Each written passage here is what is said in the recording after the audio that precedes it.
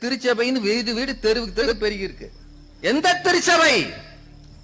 CSI காரர் ஆர்சியை பார்த்து கேவலமா பேசுறார், ஆர்சி காரரை பார்த்தா பெந்தேகோஸ்காரர் கேவலமா பேசுறார். ஆண்டவரை பார்க்கிற திருச்சபை எங்கே இருக்கிறது சொல்லுங்க பாப்போம்.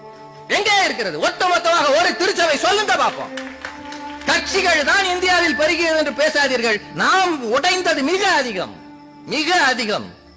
வந்தவர்கள் மிக குறைவு. டானிஷ் மிஷன், அமெரிக்கன் மிஷன் 4-5 தான் இருந்தது.